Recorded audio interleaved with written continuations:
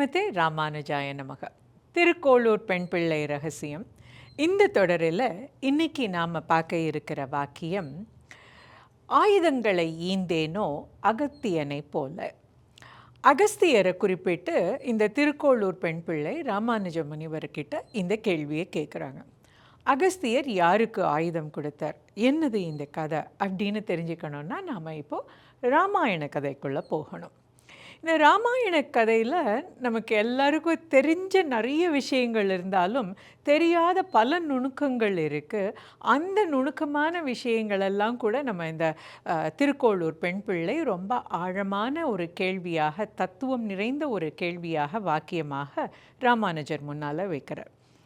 ராமாயண கதையில் இப்போ நம்ம எல்லாரும் போக வேண்டியது, ராமன் அயோத்தி மாநகரை விட்டு 14 ஆண்டுகள் காட்டினை ஆள்வதற்காக தம்பி லக்ஷ்மணனோடும் சீதாதேவியோடும் காட்டுக்கு வர. இது நம்ம எல்லாருக்கும் தெரிஞ்ச ஒன்று. அயோத்தி மாநகரோட மக்கள் எல்லாருமே ராமன் போகிற வழியிலேயே போகணும் அப்படின்னு ராமனோடவே வருது. ராமனோட அந்த காட்டில் அந்த இரவு அயோத்திக்கு வெளியில் தங்கின்னு இருக்கிற போது அவர்கள்லாம் ஆழ்ந்த உறக்கத்தில் இருக்கிறப்போ ராமனும் சீதையும் லக்ஷ்மணனும் அங்கிருந்து தேரையும் விட்டுட்டு அப்படியே காட்டுக்குள்ளே போய் கங்கைக்கு போய் கங்கையை கடந்து குகனோடு சந்தித்து குகனோடு அங்கே இருந்ததெல்லாம் நமக்கு தெரியும். இதெல்லாம் முடிஞ்சு ராமன் வந்து சேர்கிற இடம் வந்து சித்திரக்கூடம். இந்த சித்திரக்கூடத்தில் இருக்கிறப்ப தான் பரதன் தாயாரோடும் குருவோடும் மக்களோடும் மந்திரியோடும் ராமனை சந்திக்கிறார். அப்படி வந்த பரதன் அவனே இருமுடி தாங்கி அப்படியே நெடுஞ்சான் கிடையாக ராமனுடைய பாதங்களில் விழுந்து வணங்கி, அண்ணா, அப்பா இல்லாத இடத்துல நீ தான் தந்தையாக இருக்கணும், இந்த நாட்டை ஆள வேண்டிய பொறுப்பு உன்னோடது தான் அப்படின்னு ராமன் கிட்ட கேட்க, அதையே ஏற்று வசிஷ்டர் கூட ராமன்கிட்ட சொல்கிறார், ராமா, நீ அப்பா சொன்ன வார்த்தைக்காக நீ வந்துட்ட காட்டுக்கு, எல்லாம் ஆயாச்சு, வந்ததே எல்லாத்தையும் செஞ்சதா அர்த்தம், நீ திரும்பி வந்துடலான்னு. ஆனால் இதெல்லாம் கேட்டும் ராமன் எல்லார் சொன்னதை கேட்டுட்டோம், வசிஷ்டர் சொன்னதை கேட்டதுக்கப்புறமும் ராமன் சொல்கிறார், இல்லை, தந்தையோட சொல்ங்கிறது மந்திரம் போல், நான் 14 வருஷம் காட்டுக்கு போகணும்னு சொன்னதுனால இருமுடி தாங்கி நான் வந்துட்டேன். இந்த காட்டில் கானகத்தில் 14 ஆண்டுகள் நான் இருந்துட்டு தான் வருவேன், அது வரைக்கும் பரதன் நாடாளுவான்னு. இந்த கதையெல்லாம், இந்த சம்பவங்கள் எல்லாம் முடிஞ்ச உடனே பரதன் சொல்கிறா, இப்படி என்னால் முடியாது, உன்னுடைய அடியாளாக, உன்னுடைய பிரதிநிதியாக வேணால் நான் நாட்டை ஆளுவேனே தவிர நானே முழுக்க முழுக்க முடியாதுன்னு சொல்லி ராமனுடைய பாதுகைகளை வாங்கி பாதுகாப்பட்டாபிஷேகம் நடத்தி நந்தியம்பதியில் ராமனுடைய திருவடியை அரியாசனத்தில் அமர்த்தி பரதன் நாடாண்டு வருகிறான். இது நமக்கு தெரியும். இப்படி சித்திரக்கூடத்தில் இருக்கும்போது ரொம்ப அமைதியான, ரம்யமான, அழகான சூழலில் இருந்தாலும் நாம் இருக்கிற இடம் எல்லாருக்கும் தெரிஞ்சு போச்சு. இந்த அயோத்தி மக்கள் இனிமேல் சும்மா இருக்க மாட்டாங்க. ஆளுக்கு ஒரு தடவை, வாரத்துக்கு ஒரு தடவை, 10 நாளைக்கு ஒரு தடவைன்னு எல்லாரும் இங்கே வந்துட போகிறாங்க. அப்புறம் காடு காடாக இருக்காது, காடு நாடாக மாறி போயிடும். அதனால காட்டினுடைய சூழலை நம்ம காப்பாற்றணுன்னா நாம் இந்த இடத்த விட்டு போகணுன்னு ராமன் அங்கிருந்து கிளம்புகிறான். அப்படி ராமன் நடந்து ராமன், லக்ஷ்மணன், சீதை வந்து சேரக்கூடிய இடம் தண்டகாரண்ய வனம்.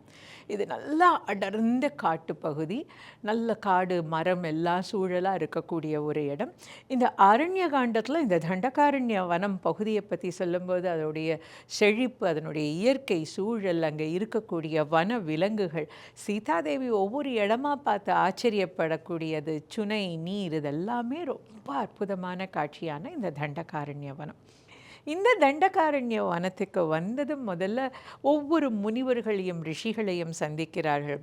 இது ராமன் ஒவ்வொருத்தருக்காக போய் பார்க்குறப்போ அவர்கள் செய்யக்கூடிய யாகம், யஜ்ஞம் அதெல்லாம் கேட்டு அவர்களுக்கு என்ன வேணும்னு கேட்டு பண்ணுறப்போ அங்கே சில அசுரர்கள், அரக்கர்களால் இந்த தவம் மேற்கொண்டு இருக்கக்கூடிய முனிவர்களுக்கு சில பிரச்சனைகள் வருதுன்னு தெரிஞ்சதும் ஒவ்வொன்றா ராமன் அவன் அப்போ வருத்தப்படுறான், நானே உங்ககிட்ட கேட்டிருக்கணும் உங்களுக்கு ஏதாவது கஷ்டமானு, ஆனால் நீங்கள் முறையிடும்படிக்கு ஆயிப்போச்சே அப்படின்னு ராமன் வருத்தப்பட்டு அவர்களுக்காக அரக்கர்களை எதிர்கொண்டு அவர்களுடைய யாகத்தையும் யஜ்ஞத்தையும் காத்து வரான். இப்படி ஒவ்வொரு நாளும் ஒவ்வொரு இடமா போயிட்டே இருக்கிறது. முதல்ல ஒரு சந்திப்பாக நடக்கக்கூடியது இந்த விராதன் அப்படிங்கிறவன் வரான். விராதனுக்கு எதிராக ராமனும் லக்ஷ்மணனும் ரொம்ப நேரம் போர் செய்கிறார்கள். அந்த போர் செய்யும்போதே அதில் பல இது இருக்குது. ராமனுடைய பாணங்கள் எல்லாம் அப்படியே விராதனுக்குள்ளே போய் உள் நுழைஞ்சு வெளியில் அப்படியே விழுறது. ஏன்னா அவன் வாங்கி கொண்டு வந்திருக்கிற வரம் அப்படி. ஆயுதங்கள் அவனை ஒன்றும் செய்யாதுன்னு. இந்த ஆயுதங்கள் அவனை ஒன்றும் செய்யாதுன்னு தெரிஞ்சதுக்கப்புறம் ராமலக்ஷ்மணர்கள் இவனை நாம் கையால் தாக்கலான்னு சொல்லி அவனுடைய கையை பிச்சு இப்படி செய்ய வரார்கள். அவனுடைய கை அறுபட்ட உடனேயே விராதனுடைய சாபம் நீங்குகிறது. அவன் ஒரு கந்தர்வன். அந்த கந்தர்வன் ஆகிறான். அவனுடைய தவ வலிமை எல்லாத்தையும் ராமனுடைய திருவடிகளில் வச்சு வணங்கி அவனுடைய சாபம் நீங்க பெற்றவனே இவன்தான் திருமால் அப்படிங்கிறத தெரிஞ்சு திருமாலுடைய அடி தொழுது அவனுடைய புண்ணிய பலனெல்லாம் ராமனுடைய திருவடியில் வச்சு தொழுது அவனை பக்தியால் ஏற்றி அவன் அங்கிருந்து விடை பெற்று போகிறான். இப்படி ஒவ்வொரு முனிவராக ரிஷிகளாக காத்துக்கொண்டு 10 ஆண்டுகள் இந்த தண்டகாரண்ய வனத்திலேயே ரொம்ப அழகாக ராம லக்ஷ்மண சீத்தை வாழ்ந்து வருகிறார்கள். அப்படி அவர்கள் இருக்கக்கூடிய காலத்தில் அங்கே இருக்கிற தவசிரேஷ்டர்கள்லாம் ராமன்கிட்ட சொல்ல, நீ இப்படி இங்கே தண்டகாரண்ய வனத்தில் இருக்கிற எல்லாரையும் பார்த்த ஒவ்வொரு முனிவனும் ராமனை பார்க்குறப்போ அவனுடைய தவ வலிமையெல்லாம் ராமனுடைய திருவடிகளில் சமர்ப்பித்து விடுவார்கள். இதில் ஒரு சரபங்க முனிவர் வருகிறார். இந்த சரபங்க முனிவர் ராமனை பார்த்ததும் அவருக்கு மகிழ்ச்சி, ரொம்ப சந்தோஷம். அதாவது சிலர்கள்லாம் சபரி போலவே தன்னுடைய ஆயுள ராமன் அயோத்தி மாநகரில் தசரதனுக்கு மகனாக வரும்பொழுது அவனை சந்தித்து உயிரை விடணும் அப்படிங்கிறதுக்காகவே காத்திருந்த தவசிரேஷ்டர்கள்லாம் உண்டு. அப்படிப்பட்ட ஒருவர் தான் இந்த சரபங்க முனிவர். சரபங்க முனிவர் ராமனை பார்த்ததுமே ரொம்ப சந்தோஷத்தில் தன்னுடைய தவப்பையனெல்லாம் ராமன்கிட்ட கொடுத்துட்டு அவர் ஒரு அக்னியை மூட்டி அதில் அவர் தன்னுடைய உயிரை மாய்த்து கொள்கிறார். ஏன்னா நான் ராமனை பார்த்துட்டேன், இனிமேல் எனக்கு ஒன்றுமே தேவையில்லைன்னு. இப்படி இதெல்லாம் கடந்து வருகின்ற பொழுது முனிவர்கள் ராமனிடம் சொல்கிறார்கள், நீ எல்லா முனிவரையும் பார்த்த, நீ பார்க்க வேண்டிய ஒரு குறு முனிவன் இருக்கான், அகஸ்தியரை போய் நீ கண்டிப்பாக பார்த்துட்டு வரணும்னு. தண்டகாரண்ய வனத்திலிருந்து நம்முடைய பொதிகை மலைக்கு ராம லக்ஷ்மண சீத்தை நடந்து வராங்க. யாரை? அகஸ்தியரை பார்க்கறதுக்காக. அகஸ்தியர் இங்கே எப்படி வந்தார்? சிவபெருமானுக்கும் பார்வதி தேவிக்கும் திருமணம் நடக்கின்ற பொழுது மொத்த தேவ பூலோகம் மேலோகம் எல்லாருமே கைலாய மலையில் கூடி இருக்கிறப்போ அந்த கைலையில் ஒரு அழுத்தம் ஏற்பட்டு அந்த கைலை பகுதியில் கூட்டமெல்லாம் ஏற்பட்டதுனால அந்த வட பகுதியானது தாழ்ந்து போகிறதாகவும் தென் பகுதி அப்படியே மேலே போகின்றே இருக்கிற மாதிரியும், அதனால் சிவபெருமான் சமநிலையை காப்பாற்றுறதுக்காக அகஸ்தியரை நீ தெற்கே போ அப்படின்னு சொன்னாராம். அன்னைக்கு அகஸ்தியர் கைலாய மலையிலேருந்து வந்தார். அப்போது அந்த காலகட்டத்தில் அகஸ்தியருங்கிற பெயருக்கே இனிமேல் தான் நம்ம பார்க்க போகிறோம். அது ஏன் அவருக்கு பெயராக வந்தது? விந்திய மலை அப்படியே நாளொரு வண்ணமும் பொழுதொரு மேனியுமா அப்படி வளர்ந்துட்டே இருந்ததுதான். இமயமலைக்கு நிகராக அது வளர்ந்து உயரமாக போயிட்டே இருந்தது. அப்போ அகஸ்தியர் வரப்போ அகஸ்தியர் நம்மக்கிட்ட வராருன்னு விந்தியத்துக்கு ஒரே ஆசை. எப்படி யமுனையில் கிருஷ்ணனை தூக்கிண்டு போகிறப்போ யமுனைக்கு எப்படியாவது நம்ம கண்ணனுடைய காலை தொட்டுடணுங்கிற ஆசை இருந்ததோ, அதே மாதிரி விந்தியத்துக்கு அகஸ்தியரை நம்ம ஏதாவது செஞ்சு பெருமையை சேர்த்துக்கணும்னு ஆசை வந்துதான்.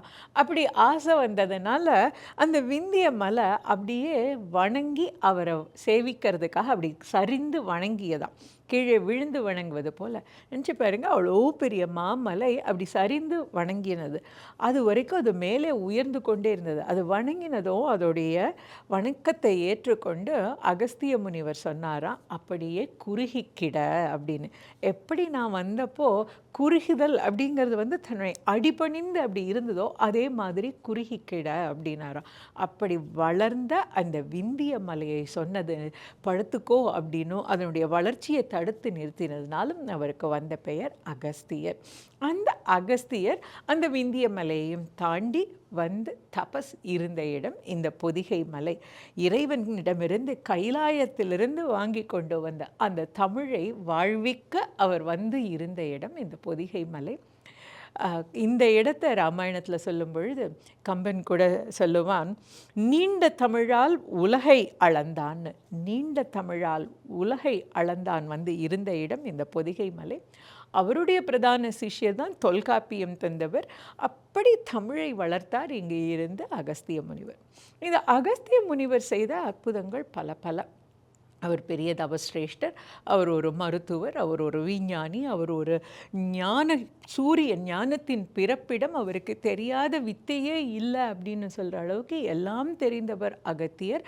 அவர் வானியல், பூவியல், பூகோளம் எல்லாமே தெரிந்த ஒரு ஞானி இந்த அகஸ்தியர்.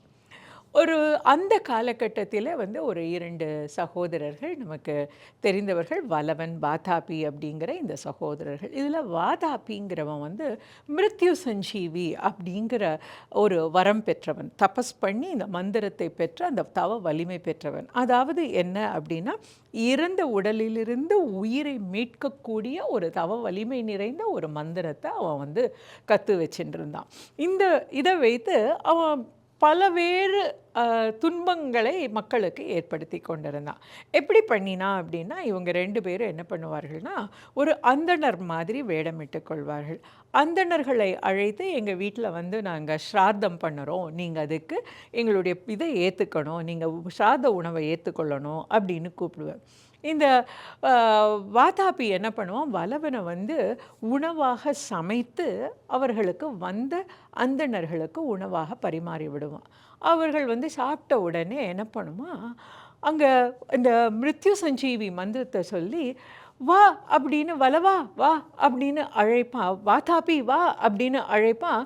அப்படியே I'm sorry, we have to cut, நான் தப்பாக சொல்லியிருக்கேன் நினைக்கிறேன், இருங்க இவங்க கண்டினியூ பண்ணலாம். வலவன் வாதாபியிலிருந்து நம்ம இது பண்ணுங்க, இதுக்கு முன்னாடி எடிட் பண்ணிவிடுங்க. வலவன் வாதாபியில் வலவன் வாதாபி.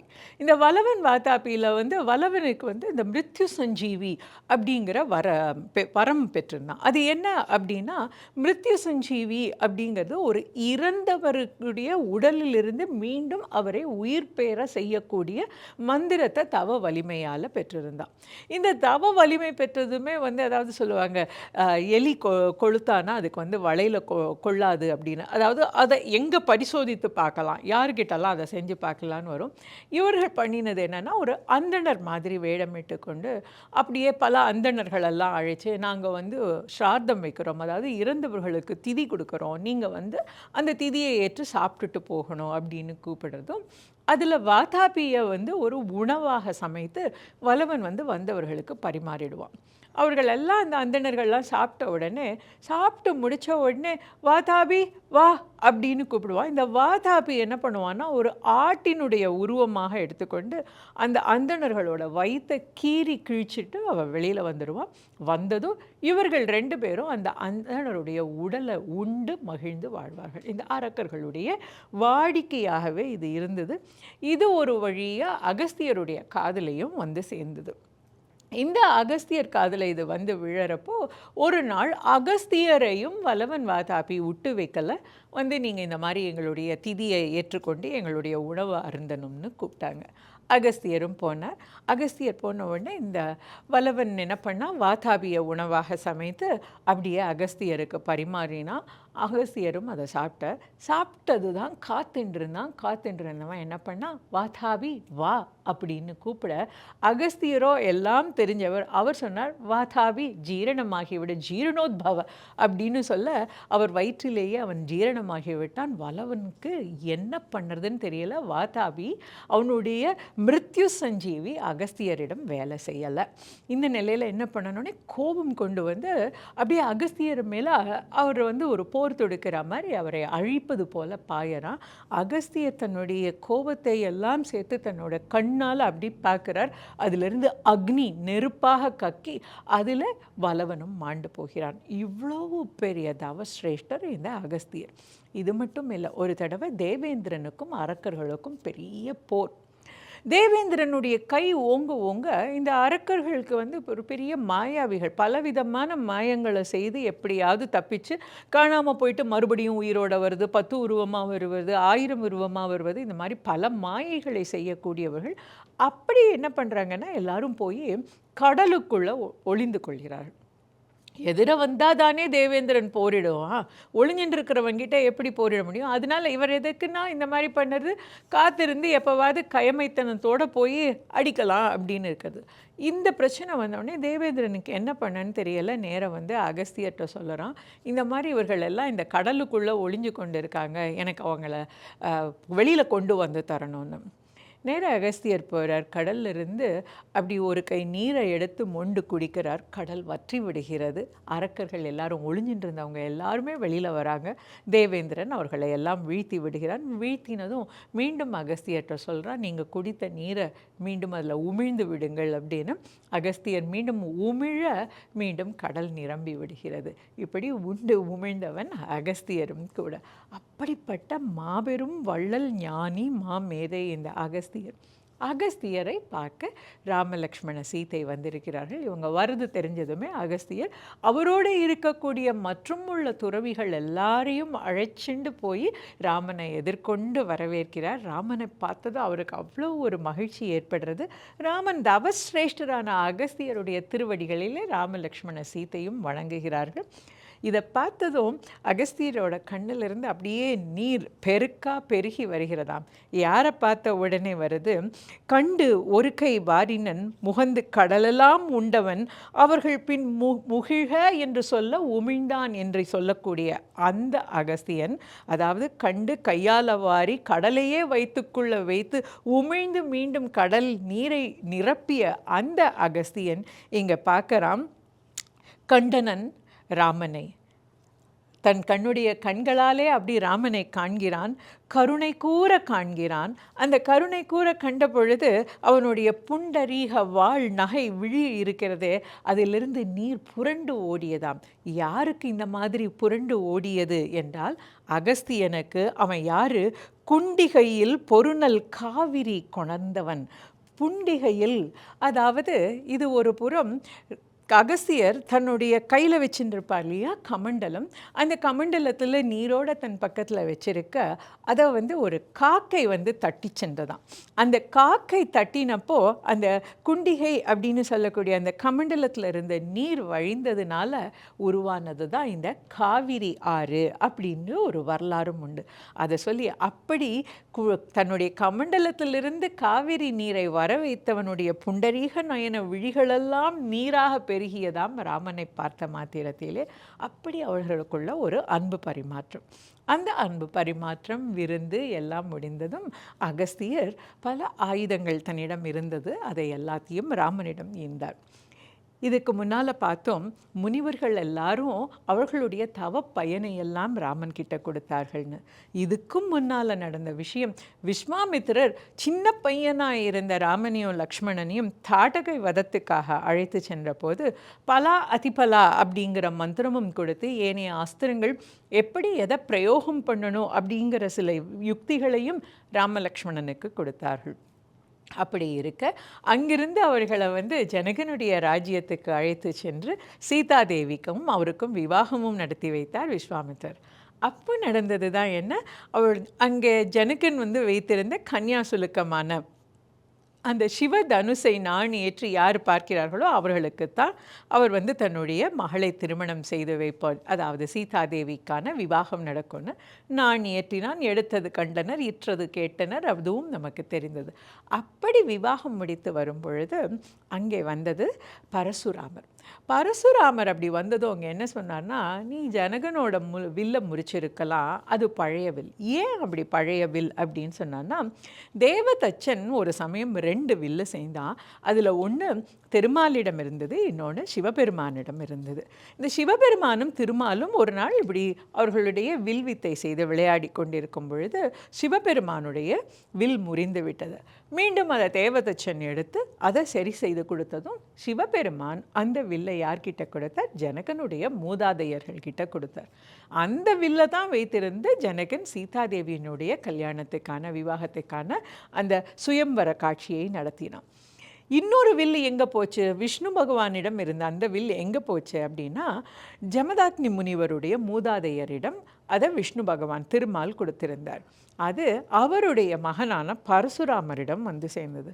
பரசுராமர் அந்த வில்லை எடுத்துக்கொண்டு தான் இப்போது ராமனை எதிர்கொண்டு நின்று கேட்குறார், ராமா, நீ ஜனகனோட வில்லை முறிச்சதுனால ஒன்றும் பெரிய வீரனாயிட முடியாது, அது பழைய வில், என்னோடதை இது பண்ணிப்பார், அப்போ தான் நீ வீரன்னு நான் ஏற்றுப்பேன் அப்படின்னு சொல்ல, அங்கே தசரதன் கூட திருமணம் முடிஞ்சு போகிறோம், இந்த பரசுராமன் கிட்ட நம்ம எதுவும் வாங்கிடக்கூடாதே குழந்தையேன்னு அவரும் வருத்தப்பட, அது எல்லாம் இல்லாமல் ராமன் அந்த வில்லையும் நாணேற்றுகிறான். அதுக்கு தோல்வி அடைந்த பரசுராமர் அவருடைய வில் தவ வலிமை எல்லாத்தையுமே ராமனுக்கு சரணடைக்கிறார். அந்த வில்லை வருண பகவான் அகஸ்தியரிடம் கொடுத்திருக்கிறார். அதை அகஸ்தியர் இப்போ ராமனிடம் கொடுக்கிறார். தவ வலிமை, வில் வலிமை, எல்லா மந்திரங்களுடைய சக்தி. ஏன்னா அகஸ்தியருக்கு தெரியும் ராமன் சந்திக்க போகிறது சாதாரண எதிரியை இல்லை, ராவணனை. ராவணன் எப்பேற்பட்டவன்னா அவன் வேதம் தெரிந்தவன், அவன் ஒரு வித்தை தெரிந்தவன், தவ வலிமை நிறைந்தவன், பல்வேறு வரங்களை வாங்கி வைத்திருக்கக்கூடியவன். அவனை வீழ்த்தணும்னா தவ வலிமை, வர வலிமை எல்லாமே வேணும். அப்படிங்கிறதுனால அவன் வைத்திருந்தது எல்லாத்தையுமே ராமனிடம் கொடுக்கிறான். ராமன் அந்த வில், அங்கு கொடுக்கப்பட்ட அந்த அம்புரா பையோடு அவன் கொடுத்த அந்த அஸ்திரங்கள் எல்லாத்தையும் வாங்கிட்டு போகிறான். அதைத்தான் இங்கே நம்முடைய திருக்கோளூர் பெண் பிள்ளை சொல்கிறார், ஆயுதங்கள் ஈந்தேனோ அகஸ்தியனைப் போல அப்படின்னு சொல்கிறார்.